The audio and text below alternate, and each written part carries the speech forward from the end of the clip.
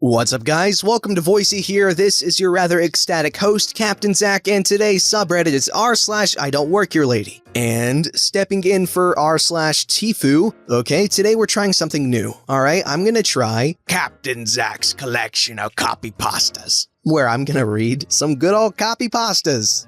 Don't forget to like, subscribe, and hit that bell to never miss an episode. This story's called Please Don't Assume Someone is the Help just because they help someone who is old. So, to set the stage, so to speak, here are a few facts about myself before we get into the story itself. I am an Army combat veteran, and I have PTSD as well as a messed up spine that causes me to occasionally lose sensation in my right foot and leg. Now, due to that little combination, I, at 32, have to walk around with a cane, and have been since my mid-20s when I fell and bumped my head on the sidewalk. I also usually walk around with headphones on whenever I am out in public so I can focus on what I'm doing, not have a panic attack, and get back home where I belong. So it's early December and I need to buy Christmas gifts for my daughter, 2 nieces, and nephew. While I'm not one to go out shopping because of the previously stated reasons, my wish to spoil the kiddos outweighs my discomfort. So I go out shopping with my girlfriend to a store that buys the overstock from other stores and sells them here for cheap. So my girlfriend and I decide to divide and conquer. Oh boy, that was some good assonance. I will take care of my nephew and one of my nieces, and she takes care of our daughter and the other niece, with us regrouping occasionally, so if we find something for the other one, we can compare, reorganize our carts, and continue on, then eventually check out together. We have done this before and it typically works, and if things get too bad, she waits with the carts while I stand outside for 10 minutes to get my body to calm down. This being a Sunday when we get there, and the fact that this place usually has an older clientele, I'm not surprised that most of the people here look like your normal group of retirees and people who just got out of the church service they just attended. But this place was packed this day.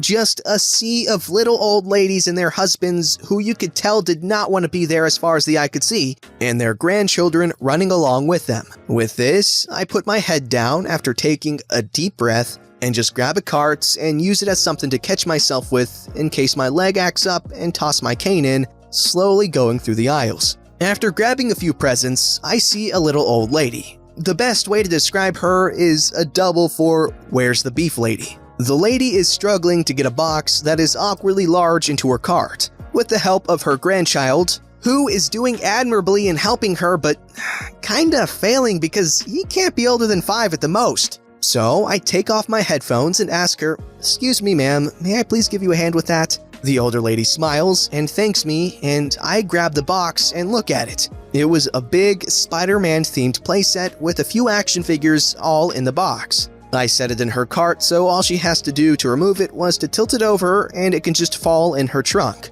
and the people up front can scan it without removing it from the cart. Now, my nephew loves anything comic book related, but Spider-Man and Batman, he goes bananas for. So I decided I'm gonna grab one for myself to get for the little guy, and at 20 bucks, it is a steal, and I can spoil him more with the leftover Christmas cash with some more Spider-Man and Batman stuff. And now a much younger lady, Karen, asked me to help her with something that is right down the aisle, and it's too heavy for her to get by herself. Now, I have never actually met a Karen in the wild, but I now know what they look like, and I will hobble as fast as I can away from the next one I see. When I grab my cane and start following her, assuming it's only going to be a few feet since they are short aisles, but they are done in this row column style, to where you can see the back of the storeroom from the front with breaks to turn in between. After we go about 10 feet and I still don't see the buggy, I stop and get her to stop by saying, "Excuse me ma'am."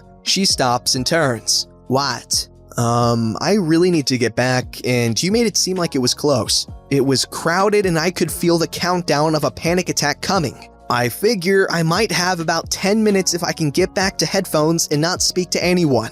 And this is where I just got confused for about 4 minutes. She launched into an unholy tirade of how it's us workers who are too lazy to help anyone and should help her because that's what I get paid to do, and I should just shut up and do my freaking job unless I want to lose my job. I try to get her to calm down by saying, "I don't work here," but I get cut off before I can get a word out, and honestly, I quit trying after the second attempt and just let her have her tantrum like the overgrown child she is. Now, I'm just peeked off and focused enough to where the panic attack is not coming, and now I want to humiliate her. I lean against the shelving to steady myself because at this point, my back is killing me. And I'm just tuning her out and start taking notes of what she looks like, what she's wearing, something, anything to take her ego down a peg when it's my turn to act like an a-hole. She finally stops, thank God, and she is red huffin'. I figured, screw it, I'm not gonna insult her looks, too low hanging of a fruits.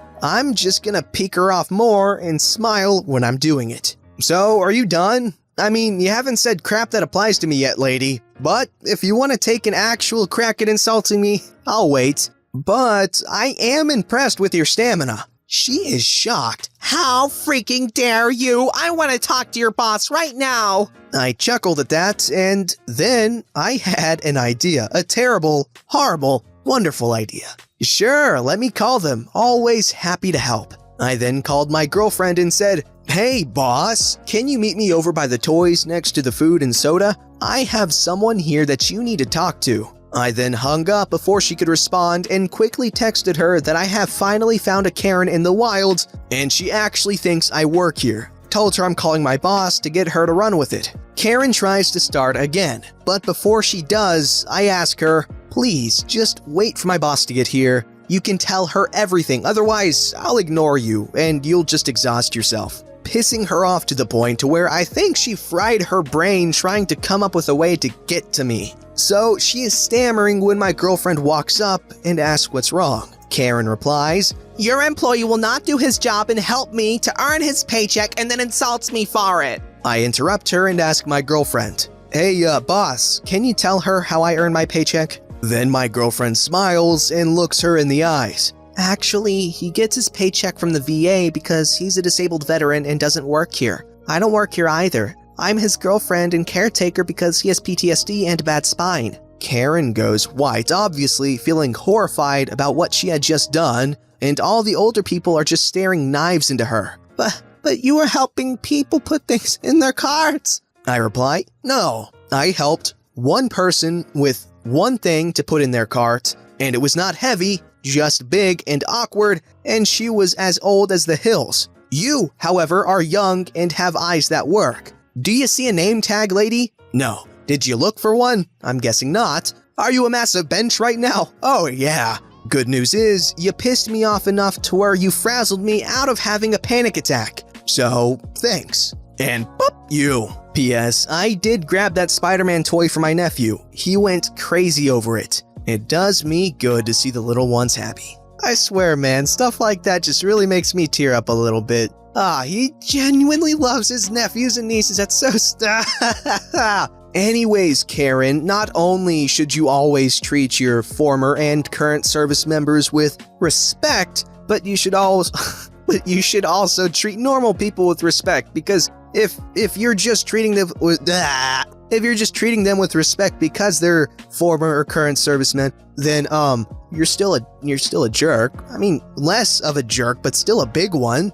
This story's called "Entitled Woman Thinks I Am a Student." This happened many years ago. Me and my grandparents were buying flowers at the garden store. The store was run by young people studying gardening. My grandfather had chosen a small rose bush to take to his grandmother's grave. There were people lined up at checkout, so in order to not lengthen the line, I went to see other flowers while my grandparents were waiting. The cashier was right next to the front door, so a longer line would have blocked the door. Suddenly, some woman came to me and began talking to me. Here's the cast. Entitled woman, a strange woman, and me, someone weird who thinks she can speak English. "Where have you taken all the beautiful flowers?" What? "Yes." What? First, I thought she meant where we found the roses. Roses are... She interrupts me. "No, I'm tired of it that you always hide the best flowers in the back room so that you can sell them to relatives. I've earned equally beautiful flowers." Sorry, but I don't work here.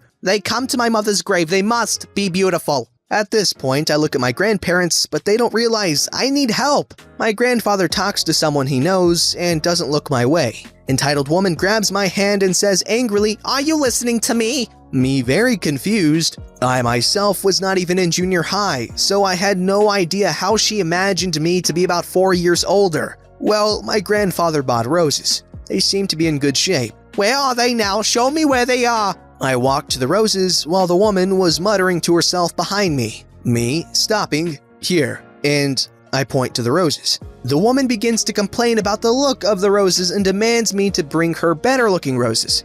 I don't know if they have any more roses. You might want to ask the cashier or someone who works here. The woman does not listen to me but continues to ask her questions. Finally, I pick up one of the roses and say to the woman, "This looks good. It has open flowers and few buds, so it should bloom for a long time with proper care. This is what my grandfather bought." Well, if you have no others, then I guess this is good. But you better come to the cash desk right away so I can plant this before dark. How much does this cost? I'm starting to walk towards the register and outside the doors where my grandparents are already waiting and say, "I don't know, ask the cashier." A woman is just saying something when my grandfather calls me. "Well, come on now, OP. We should still go to the cemetery." Okay. I walk to my grandfather and hear entitled mother rushing over to the cashier and just passing the woman, paying her flowers, and beginning to complain about how unprofessional I am. I stop at the door to see when the salesman answers confused to the woman.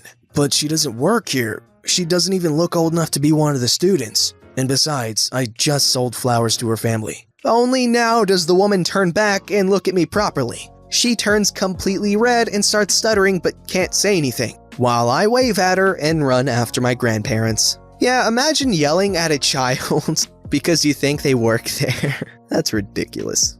Alright guys, now it's time for a new segment called Captain Zach's Collection of Copy Pastas. I would do a pirate voice, but I'm too shy right now. This one here is called Own a Musket for Home Defense. Own a musket for home defense since that's what the Founding Fathers intended.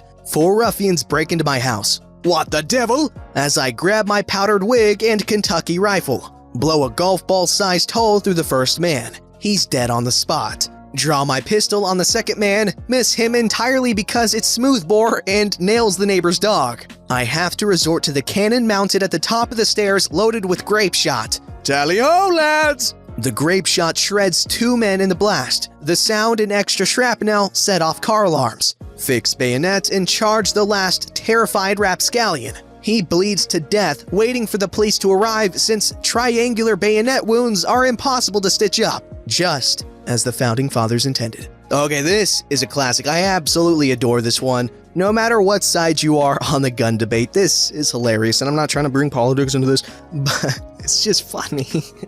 Alrighty, this one's called Some Girl in Our Group Chat Said Meow, and my friend wrote this entire response by hand. Wow, you meow like a cat? That means you are one, right? Shut the F up. If you really want to be put on a leash and treated like a domestic animal, then that's called a fetish, not quirky or cute. What part of you seriously thinks any part of acting like a feline establishes a reputation of appreciation? Is it your lack of any defining aspect of personality that urges you to resort to crappy representations of cats to create an illusion of meaning in your worthless life? Wearing cat ears in the shape of headbands further notes the complete absence of human attribution to your false sense of personality, such as intelligence or charisma in any form or shape. Where do you think this mindset's gonna lead you? You think you're funny, random, quirky even? What makes you think that acting like a freaking cat will make a goddamn hyena laugh? I, personally, feel extremely sympathetic towards you as your only escape from the worthless thing that you call your existence is to pretend to be an animal. But it's not a worthy choice to assert this horrifying fact as a dominant trait, mainly because your personality traits require an initial personality to lay their foundation on. You're not worthy of anybody's time. So step off, cat girl. Whoa! Whoa, buddy. Okay. Another funny one to me. I just love, when people go on these little tirades like this. It's funny as hell, okay? I'm not, okay, don't take this as me supporting any one of these people's opinions, okay? This is just funny because it's ridiculous, right? Oh, but also don't take it as me not having that opinion. I'm future-proofing myself from people getting mad at me, really.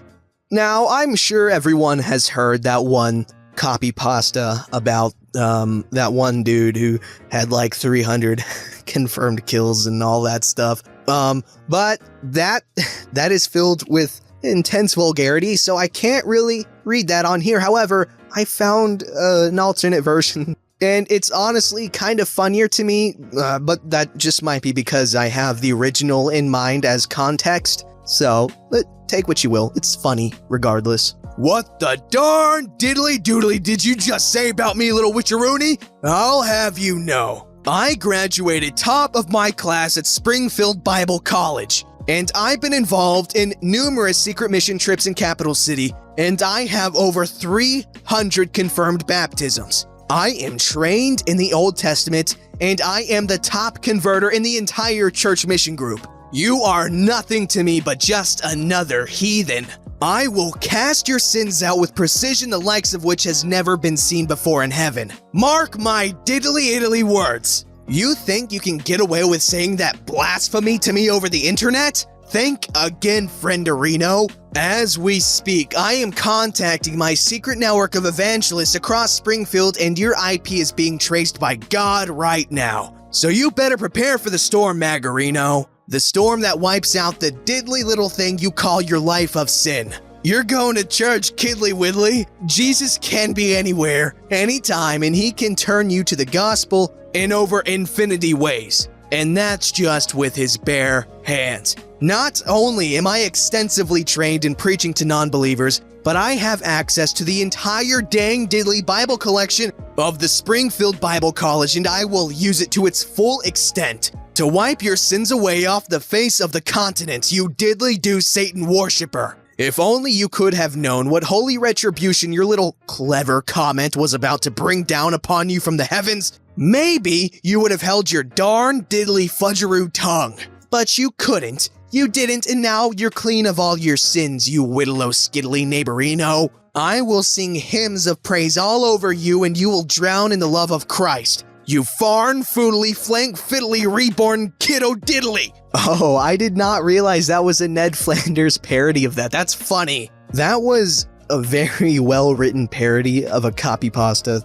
Applause. Come on, applause. Come on, get your butt up and clap your hands now. Captain's orders. Don't forget to like, subscribe, and hit that bell to never miss an episode.